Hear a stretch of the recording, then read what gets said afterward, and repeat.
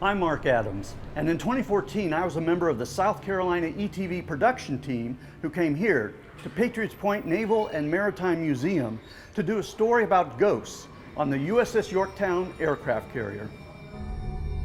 The story that aired on Palmetto Scene was about the various ghost stories people had experienced and the ghost tours Bruce Orr, author of several books about hauntings in South Carolina, were giving to the public. Has a lot of interesting things going on this ship. You get everything from whispers to footsteps to doors slamming, hatches slamming, all the way up to full body apparitions. People claim to see a lot of things going on this ship. A web extra at the time on the South Carolina ETV website was about our team spending the night on the Yorktown conducting our own ghost hunt with Bruce Orr as our guide and some of the results from that experience. There was some evidence I recorded that I thought was significant, and now I want to go back and revisit that evidence. On October 6, 2014, we set up the equipment, including unmanned cameras, in 3 different places on the ship for the overnight ghost hunt. One of those areas was the ladies' berthing area near the front of the Yorktown, an area not on any of the public tours.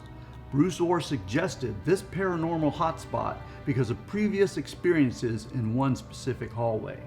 The plan was this. I placed a camera here that I would leave running unmanned looking down this hallway while we walked around the ship.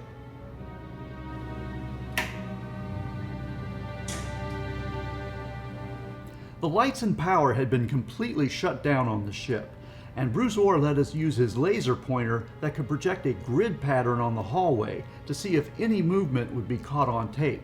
I took my still camera and braced it against this metal box right above my video camera.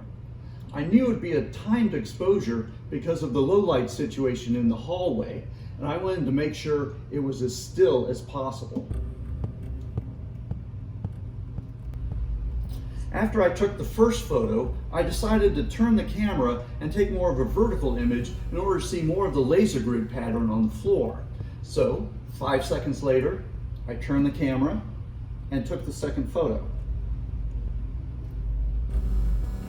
I then asked Bruce to walk all the way down and back so I could have footage of a real person walking in the hallway to compare with any footage of a ghost I might have later.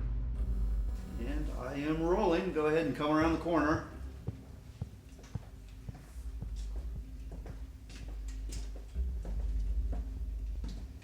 See, by the time you get there, it's really working. I mean, it's really all over you. Yeah. All right, good. Alrighty. All right, now we'll just leave it rolling without us here and see what we get. Yep.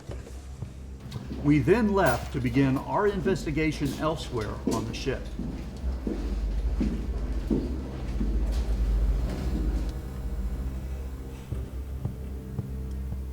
After that day of filming and I was back at ETV, I started watching the video footage and was a little disappointed that nothing unusual was seen. But what did surprise me was the audio captured in that hallway with the laser grid. Throughout the night, strange sounds were heard.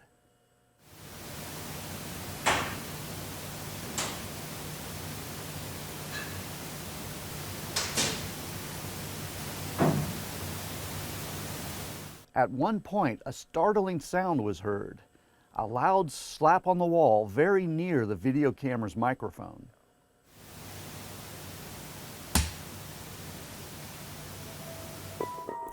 I started taking a close look at my photographs and noticed something strange in 2 of them.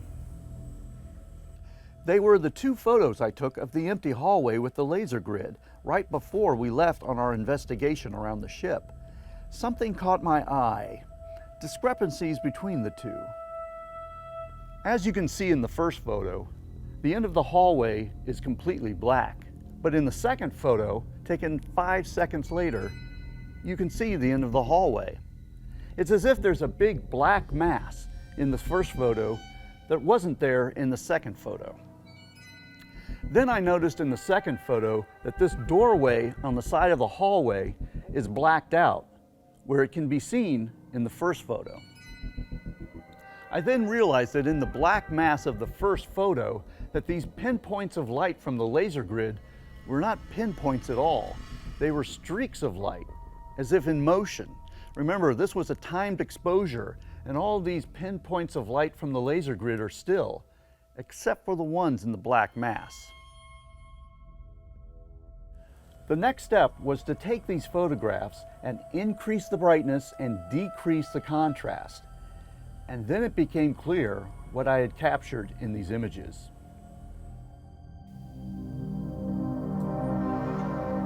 In the first photo, the black mass now appears to be a figure with a head, torso, and 2 legs. The light streaks, which indicate motion, are clearly on this figure. In the second photo, the figure is gone, but in that doorway, the black mass appears to be a leg and a foot stepping into the room.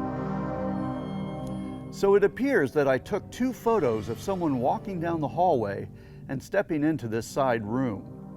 I know there was no one in the hall as I was taking the photos.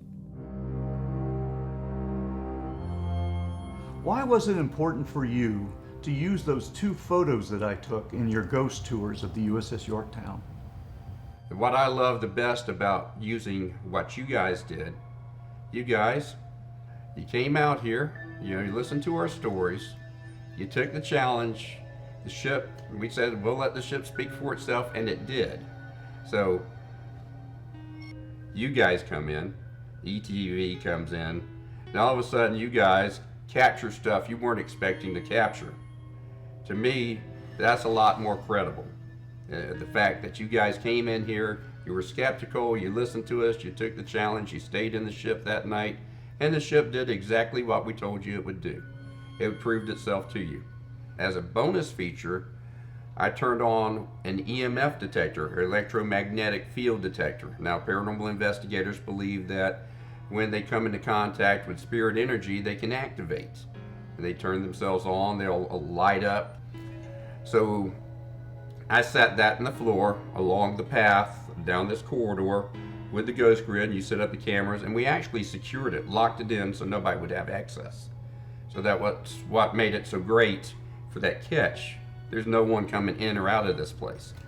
You had 2 pictures back to back, shows what it does traveling down the hallway. It turns into a room. But in the background, the EMF detector is actually activated. So whatever this is has passed by and activated that device. Me or you walking down this corridor is not going to set that off. So whatever this is that passed over it, it did. And that was a great catch too, a great added bonus to it. We like to think here at Patriots Point that any spirit here are friendly. We're Americans. They were here to protect our country. If their spirits are trapped here, maybe it's a good thing. Maybe they continue to watch over this ship. And we have no reason to believe that there's any ill will for any of our spirits that are here. And we share this ship with them.